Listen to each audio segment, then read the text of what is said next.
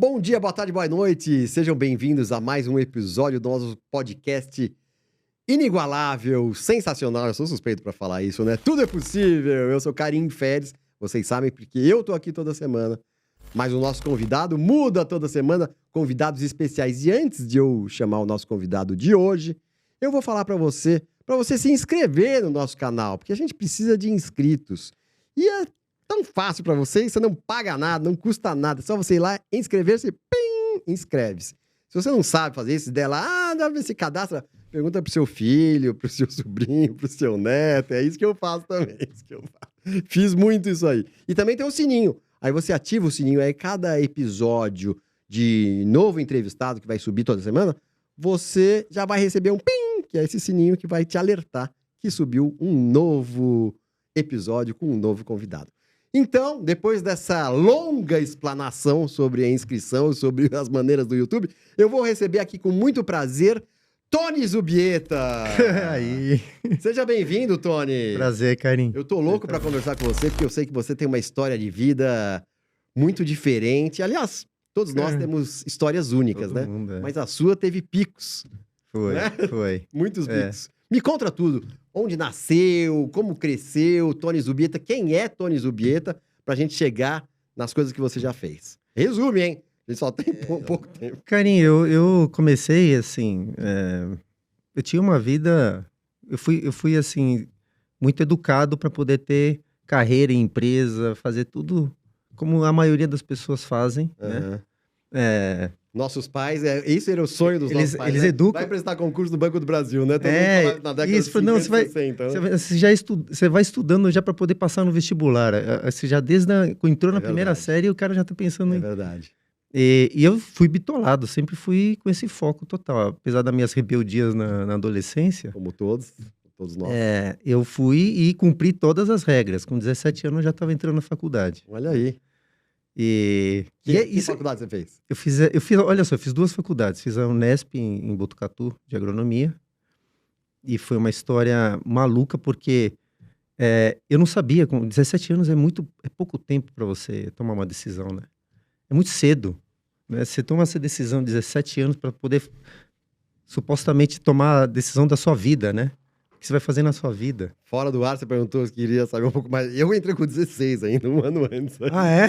Olha. Depois eu te conto tudo, que também é complicado. Legal. Sou complicadinho. Mas aí eu fui pelo coração. Mas é o coração de verdade mesmo. Porque tinha uma menina que eu era apaixonado por ela. E eu perguntei, Lu, o que você vai prestar? Ela é agronomia. E ela era agronomia. Eu falei, porra, não acredito. Vou ter que fazer agronomia. Eu falei, pô, cara, o que eu vou fazer com agronomia, cara? Meu pai, que era um sábio, desculpa te cortar, mas meu pai era um sábio e frasista. Ele tinha uma frase em francês que é chercher la femme, sabe o que quer dizer isso, né? Sim, sim. Procure a mulher, que tudo que o homem faz, você vai procurar. É por causa de uma mulher, né? Primeiro é pra namorar, depois é pra casar, depois... Enfim, não para nunca. Exato. Depois é o que a esposa quer que ele faça, né? Porque eu queria ficar... A causa Você do que quer ficar perto dela. Eu era apaixonado por ela, né? Desde o colegial. E aí ela... É a sua esposa? Não, não é. Ah, não é? Não é. Já vai ficar com ciúme, assim? Não, e você vai entender o que aconteceu depois, porque... Ela morreu. Ela, assim, eu prestei outras... Brincadeira. Hã? Eu falei, não morreu, não. Mas é minha amiga hoje. Ah, que bom. E daí eu segui a faculdade, eu prestei 3 públicas, né? Então, mas com cursos diferentes em cada uma, né? E como eu falei assim, agronomia e bitolado. E ela tava na lista de espera, eu já tinha passado, ela tava na lista de espera. E ela não entrou. Você tá de brincadeira. Ela não entrou. Olha que vida eu já louca. tinha dado a negativa nas outras. Já tinha passado a época de fazer inscrição nas outras. Que naquela época a Unesp era a última que tinha. E você entrou e cursou inteira? E eu fiz a faculdade. E só no ano seguinte ela entrou e eu fui dar trote nela. E aí namorou? Só que aí eu já tinha namorado, já tinha conhecido um monte de gente. Eu não quis mais saber dela. É mesmo? E viramos amigo. Coisa maluca. Você vê que coisa, né? Coisa maluca, meu.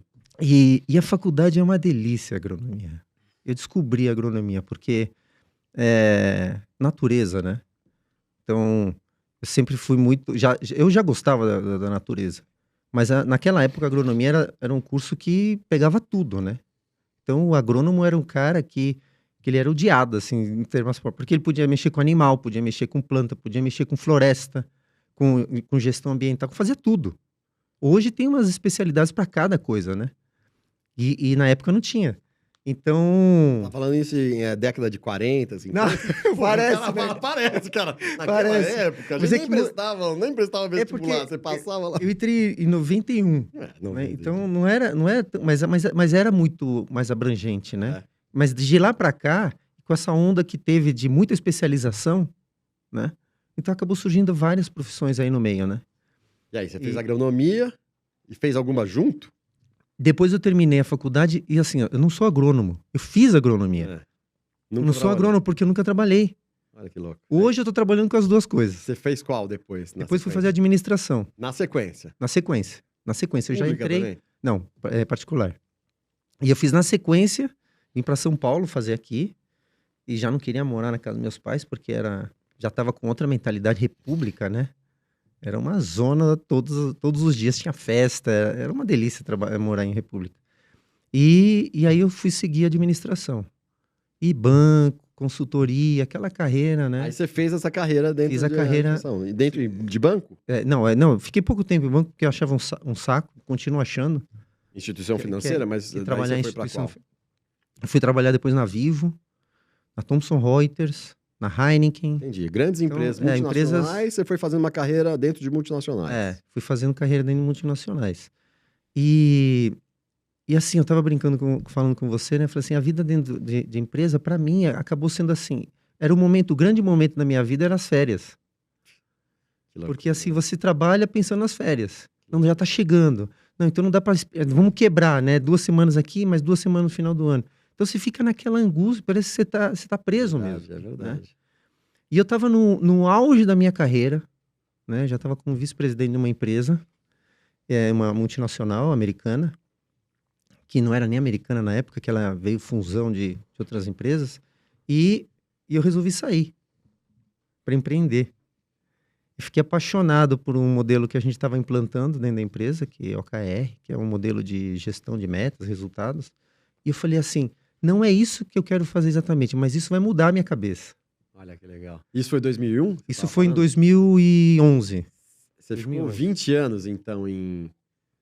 É isso? Se 91, você 2001, sair lá 20 da agronomia, são 30 anos, 20, né? não, mas 20 anos 20 mais anos ou menos dentro de uma carreira dentro de corporativa. carreira executiva. E sempre com muito peso. E eu tinha assim, eu tava mais gordo, eu tinha dor nas costas, torcicolo, problema no maxila, tudo que você pode imaginar, não conseguia tempo para poder correr, fazer atividade física, nada. Quando eu larguei tudo, comecei a me dedicar ao esporte, faço ultramaratonas malucas, fiz ultramaratonas malucas, agora eu tô voltando a correr, né? Eu fiz uma corrida de 5 dias, 5 maratonas em 5 dias, 210 quilômetros, no Ushuaia. A gente contornou a Península Mitre, que fica ali à ponta, né? Porque a gente acha que o Ushuaia é o final, mas não é o final, né? Ainda tem um pouquinho mais. Ainda tem mais um pouquinho. Então eu fui até o final e dei a volta naquele cabo ali, Tipo, né? quando você tá cansado pra cacete, fala, vai chegar? Não, ainda tem um pouquinho mais. Isso, É isso? Quantos quilômetros? Mais uns 20, 30 quilômetros só. Pois é, e aí Quantos quilômetros no total isso aí? são 210 quilômetros. Que a gente... 210 quilômetros em 210 5 dias. É uma maratona por dia, né? Uma maratona por dia, cara. E era uma loucura, correndo num frio. 42 Nossa. quilômetros por dia no frio. E assim, acabou, o último dia que acabou a maratona, a ultra, né? Eu fiquei imediatamente muito mal. Fiquei com 40 graus de febre, Claro, porque caiu minha sai toda a imunidade. energia do corpo, Então né? eu tava realmente muito concentrado naquilo, né? Mas o que pegou legal, aí voltando ao que a gente tava falando da parte executiva, o que eu comecei a acreditar muito assim, a palavra que me mexeu na época que eu estava trabalhando com isso, eu estava morando nos Estados Unidos, né? Você estava morando nos tava morando nos Estados Estados Unidos Unidos. como vice-presidente da empresa. Não, já tinha saído da empresa, a minha esposa estava seguindo uma carreira executiva lá, né?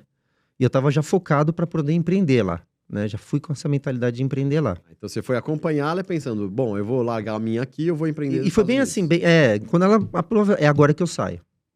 É agora eu tenho um empurrão, segura as pontas aí, porque a coisa vai... Entendi. A gente ela não tava, a gente tava 5 anos tentando ficar ela tá 5 anos tentando ficar grávida, e a gente pôs o pé nos Estados Unidos e ela ficou grávida. Olha que engraçado, meu. Que coisa, né? E a gente, quando a gente resolveu relaxar, de falar assim, não, agora vamos esquecer e tal. Isso, vai na sua carreira, aí ela engravidou. E ela engravidou. Assim, né? Que louco, depois o meu filho nasceu lá também e tal. Mas aí eu comecei a mexer, a querer entender todo o cenário. A gente estava no auge das startups nos Estados Unidos. Né? Então estava surgindo tudo quanto é startup. Um Airbnb, né? Dropbox, estão todas surgindo lá no Vale do Silício. Eu falei, é lá que eu quero ir.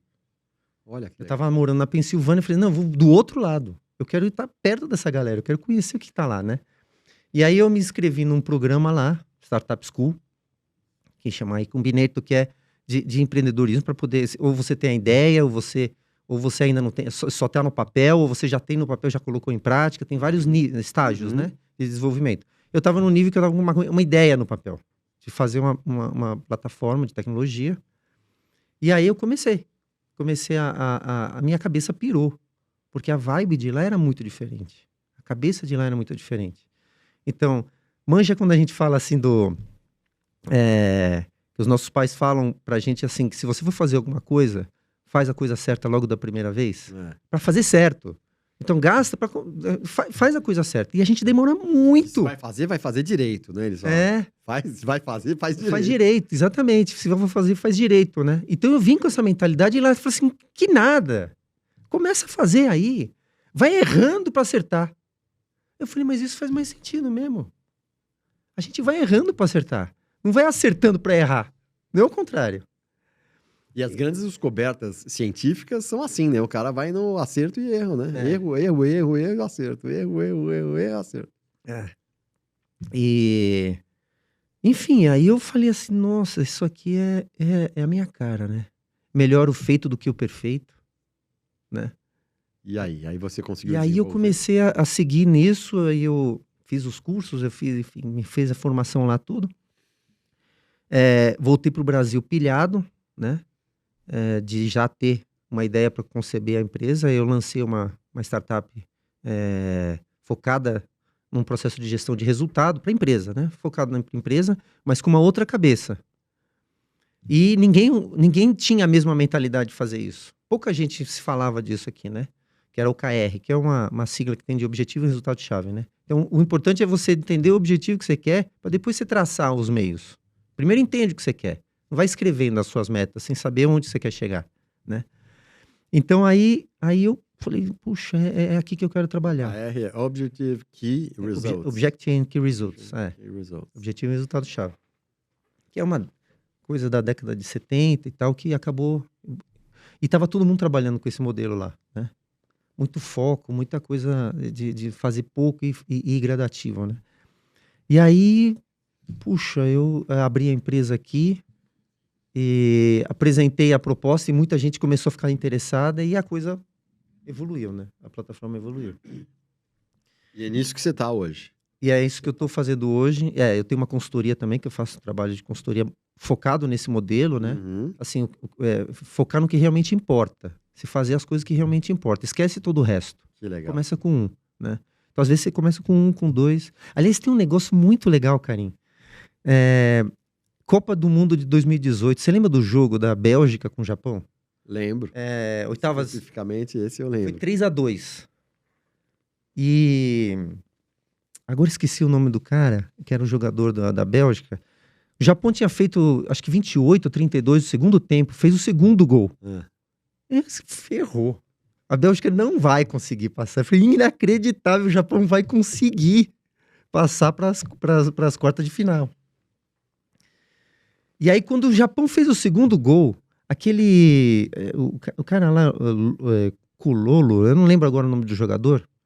Entrou o técnico substituiu ele, colocou um outro que é Feinani, eu não lembro agora o nome, um cabeludão assim, né?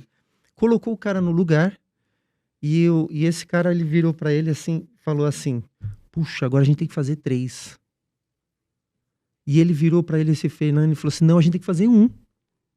E depois 2, e depois 3. Não existe fazer 3. Exatamente. Eu falei, nossa, cara. É isso, né, velho? Então, assim, foca no 1 primeiro. Depois você vai fazer o 2, depois vai fazer o 3. E foi o que eles fizeram, cara. Com 49 do segundo tempo, eles passaram e Fizeram fizeram a terceira. Os japoneses não estavam acreditando, né? Se mostra a câmera, assim, os japoneses todos chorando. Eu falei, nossa, até Tava nas mãos, né? tava 10 minutos atrás estava a gente louco, né? na quarta de final e agora Que louco. perdeu. Então tem uma coisa muito de fazer as coisas com cadência. Vai fazendo com consistência uma coisa de cada vez. Eu tenho um episódio, contei pra você, que pra mim marcou muito a minha vida. Depois que eu já estava no Brasil, tem uma empresa aí, uma dona de uma empresa grande, gigante, né? Acho que não vale nem a pena falar o nome dela, mas ela me convidou para ir para a fazenda dela. E ela falou que ia ter uma pessoa muito importante para lá na roda para a gente conversar, tá? E quando essa pessoa chegou lá, eu não acreditei, era um astronauta que era Edgar Mitchell, Apollo 14. Que louco, né?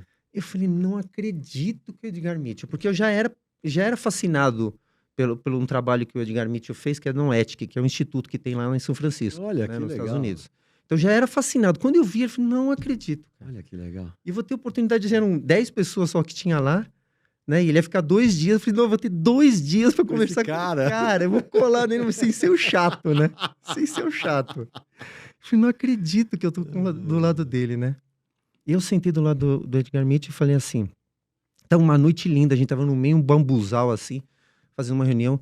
Eu falei assim, Edgar, eu não tô acreditando que os seus pés tocou lá, ó. Você tocou lá em cima. Eu não tô acreditando que eu tô com uma pessoa que colocou lá, né? Ainda assim, hoje, é uma coisa que quase que impossível de pensar, né? E aí ele me contou toda a saga da Apollo. Eu não sei se existe, deve existir, né, em algum lugar que fala das sagas dos Apolos, né? São 17 tentativas. Das 17, 4 operações deram certo. Uma delas foi a dele, né? E eles estavam numa situação ruim, porque ele estava me contando assim que existia uma expectativa muito alta quando o homem estava indo na Lua. Isso ele me contando. Porque ele estava vindo da Apollo 13. E a Apollo 13 foi um fracasso, morreu os caras. Exato. Então, assim, agora a Apollo 14 tinha que dar certo. Tem que dar certo, né? A responsa dos caras, os anteriores já não deu, morreu todo mundo. Vocês, por favor, hein? Vê se não morre. E aí ele falou assim, cara, a gente foi sabendo que ia morrer. Porque quem ia garantir que ia...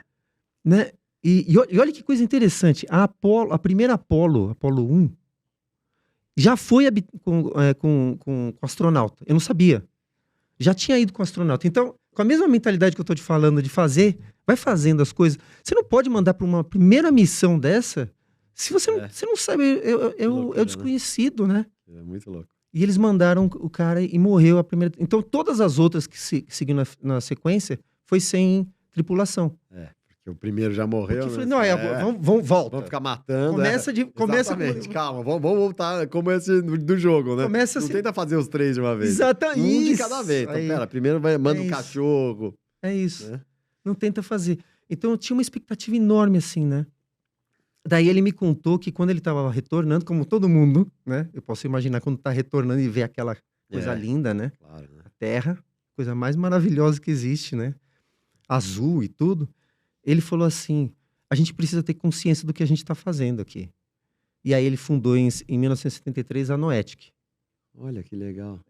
Que a Noetic, Noetic parece não ético, né? Mas deve ser o contrário, né? Mas ele significa intelectual. E o intelectual no sentido, assim, da inteligência com razão, né?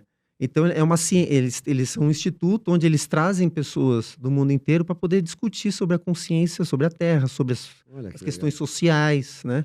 O que a gente está acontecendo. Políticas, movimentos de ódio, né? Aliás, tem um livro que eu li muito legal, que é O Oposto do Ódio, né?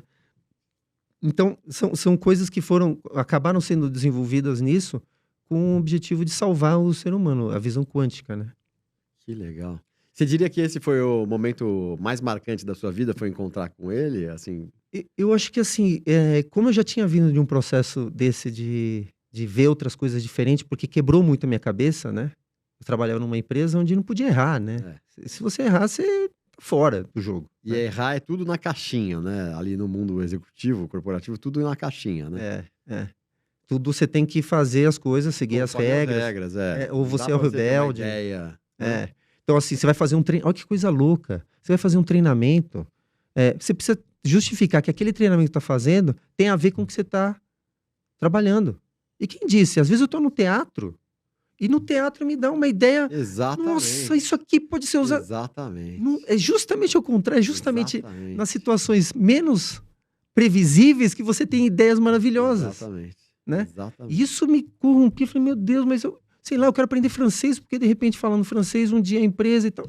Por que não? Exatamente. Então, a empresa só financiar uma coisa, dá a verba aí, R$1.000, deixa que eu me viro para minha educação, onde eu vou buscar cultura, conhecimento, né?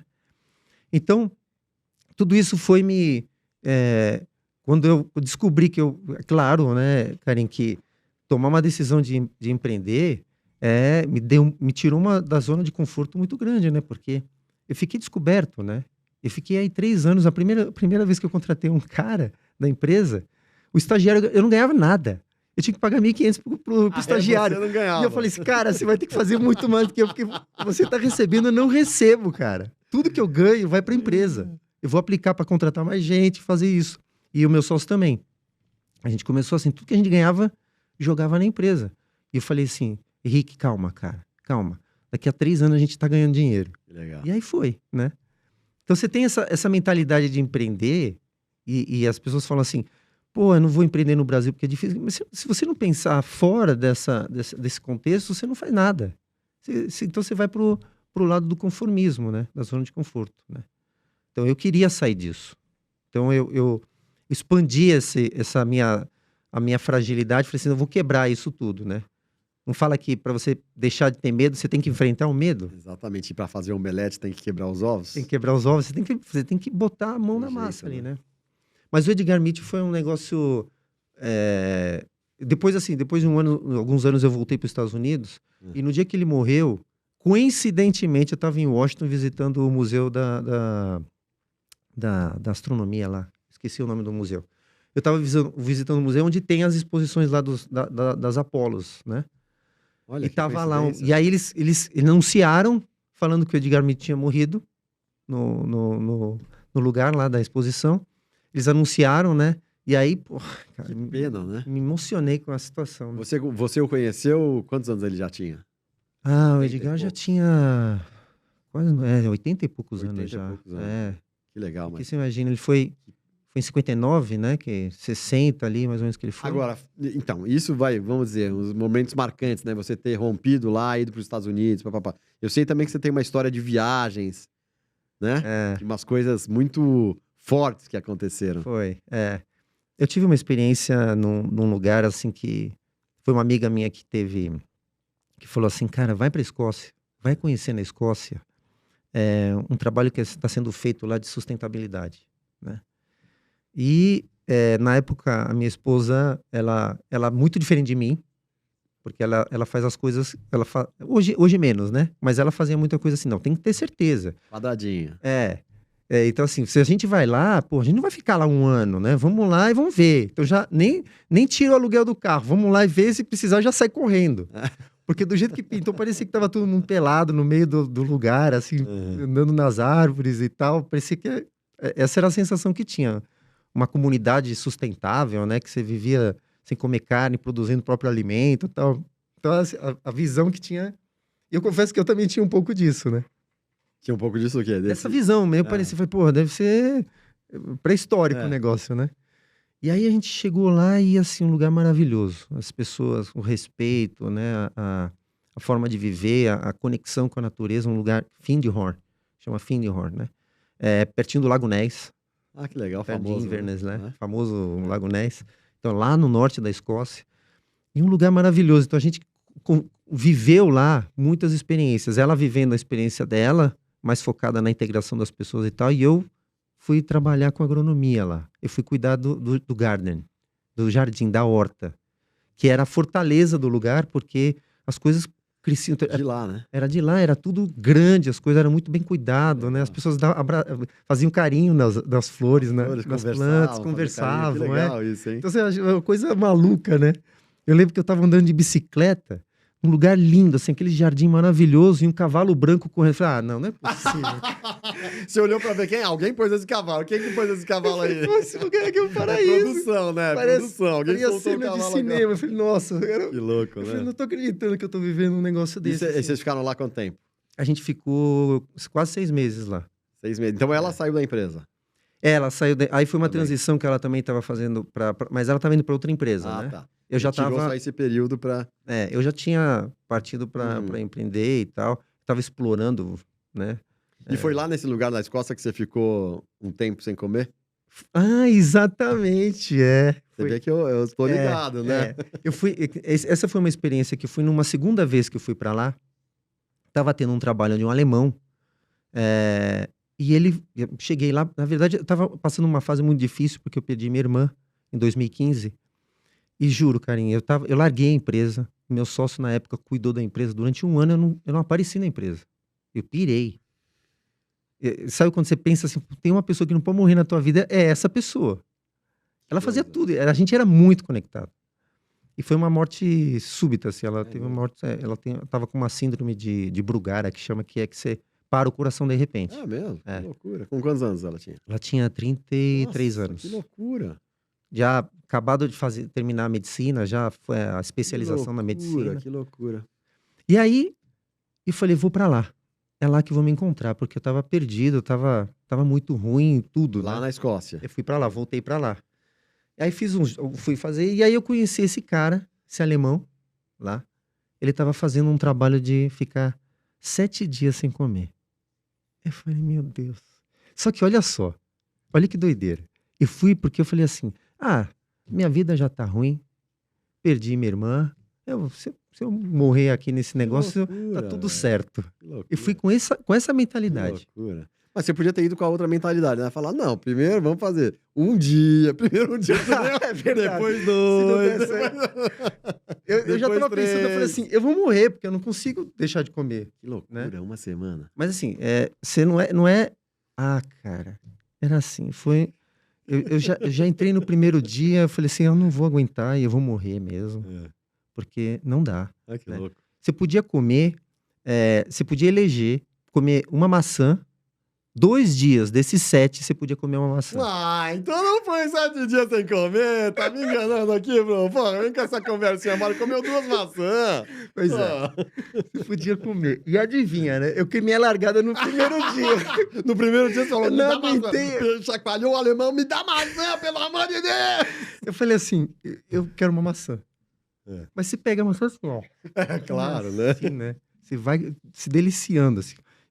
Realmente eu nunca comi uma maçã só de deixar a semente e o talinho. Pô, você ainda foi... Não, mas eu não deixei nada, né? nada. É um negócio assim impressionante como é que eu devorei ela, né? Porque eu falei assim, eu preciso aproveitar ela, né, ao máximo. Mas foi no primeiro dia? Foi no primeiro dia.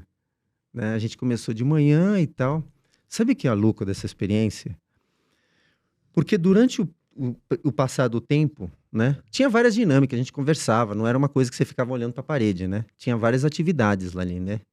Mais no processo de desenvolvimento pessoal. Então, reflexões sobre, a gente lia livro, tinha discussões sobre... Claro. Tinha o jogo da transformação, tinha várias coisas lá. Mas, vai despertar, o teu corpo vai reagindo, né? Então, assim, o que aconteceu comigo e com algumas pessoas que estavam lá? Tinha 8 pessoas no grupo, né? A gente começou, eu não sei quem já teve uma experiência dessa, de ficar muito tempo sem comer, né? Mas tem um motivo para isso, tá? Para entender como é que é a reação biológica do teu corpo. O que vai acontecer com o teu corpo? E a minha reação foi despertar os instintos mais animalescos que tinha. Pra você ter uma ideia, no 5º dia, eu tava rastejando. É mesmo? Eu falei assim, eu tenho 4 patas, por que eu tenho que ficar só usando 2? E eu ficava andando, assim, rastejando. E tinha gente rastejando. Olha que doideira. Os músculos pareciam que estavam mais fortes, assim. E um instinto muito... O teu cheiro aumentava. Assim, o paladar, você sentia mais... Tem alguém cozinhando a quilômetros daqui. Você sentia a flor, você sentia as coisas acontecendo, assim, numa potência muito grande, né? Então, essa experiência, assim, e de emocionar. E o último dia... Quando você terminava o trabalho, você tinha que escrever... Ia no rodízio de pizza. Não, não. O último dia que a gente era liberado, Ah, você tinha que ir pra cidade pedir comida. Você tinha que ir lá pedir comida pras pessoas na rua. E tinha que ser, não podia ser dinheiro, a pessoa tinha que entregar a comida pra você. Ela não podia te dar dinheiro pra você ir lá na... mas por que que ele faz esse final Porque é assim? pra você ver aqui, o que que é sentir, o que que é esse ponto, assim, de... Entendi. como Até você... chegar nisso, né? Até você chegar nisso, porque assim, não era um desespero, né? Entendi.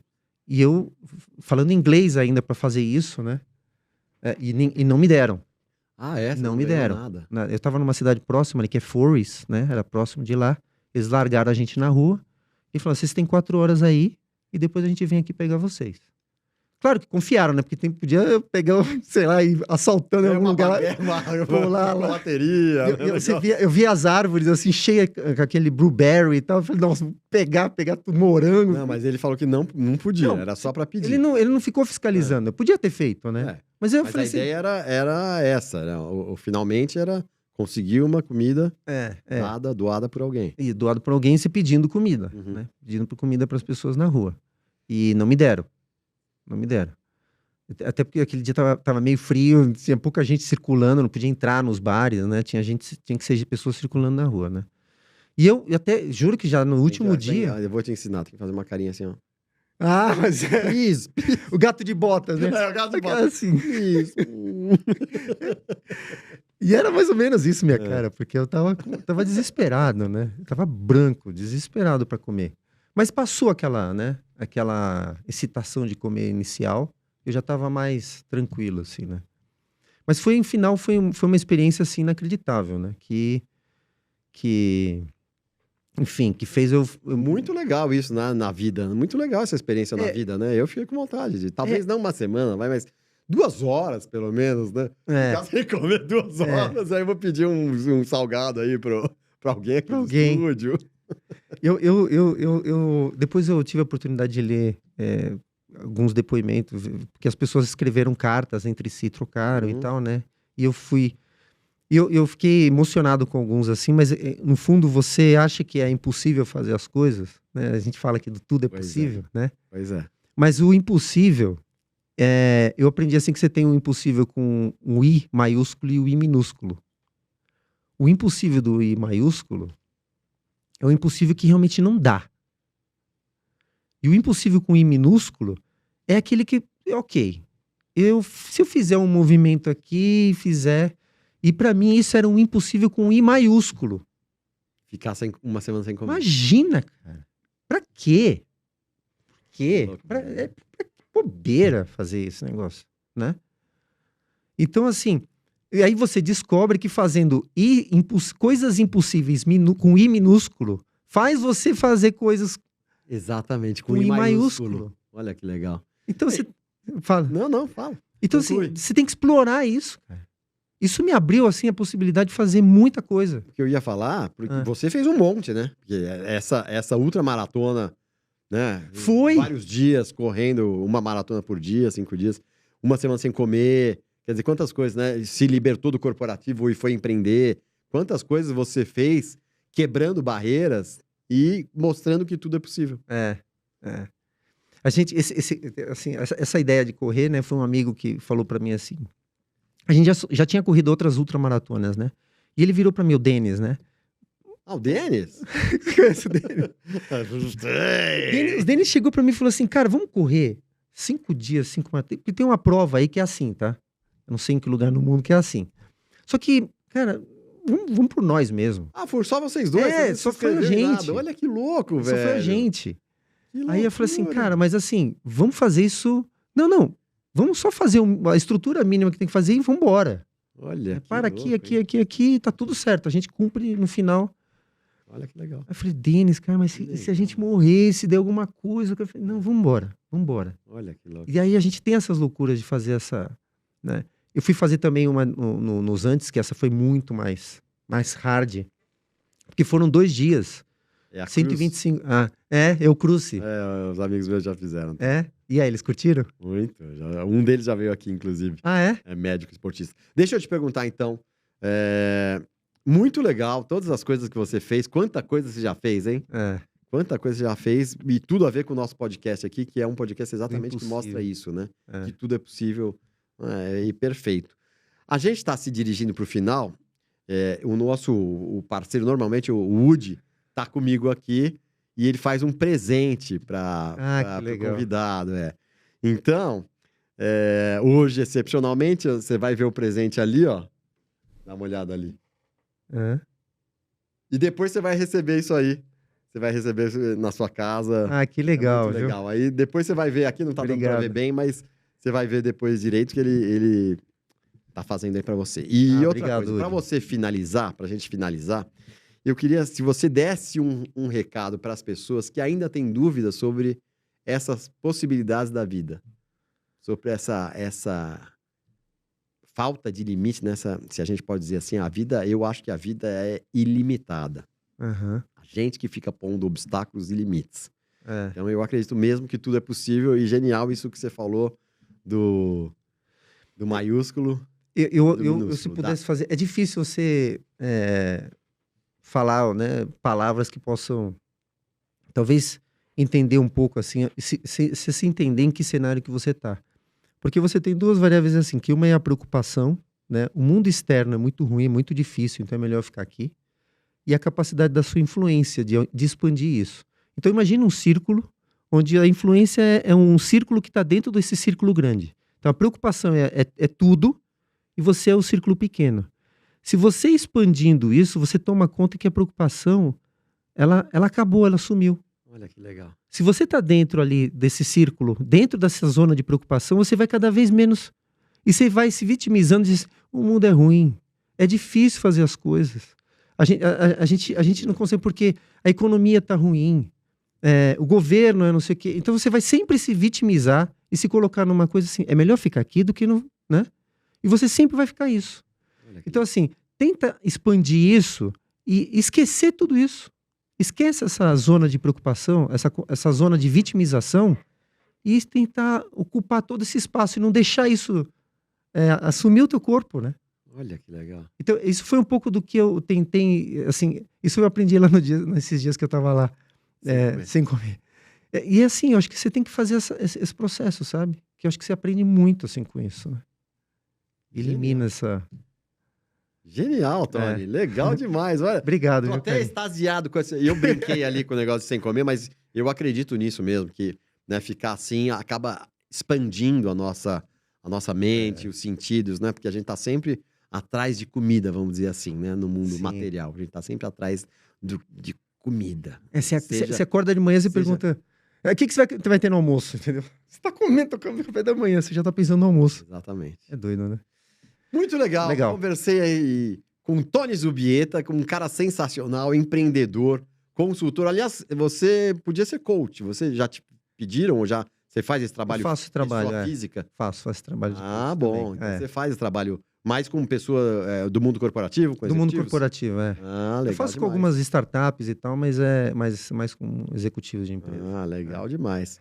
Muito bem, você vê que eu tô ligado. Tô vendo ligado. Muito bem, Tony. Valeu, Carim. Tony, como é a sua rede social que você estava falando antes? Eu sou o Tony. Só eu sou o Tony? Eu.sou.tony. Quem quiser me seguir no Instagram aí. Então, olha aí, eu sou o Tony. Não que eu seja Tony. Ele é Tony, a rede social dele é Eu Sou o Tony. Então, presta atenção aí. Muito bom, muito legal. Valeu, Carim. Se vocês gostaram desse episódio, vejam aí do lado. Tem sempre sugestões para você ver outros episódios com outros convidados, um mais interessante que o outro. E eu sou Carim Feres, Fábio Wood também não está presencialmente hoje. Tudo é possível.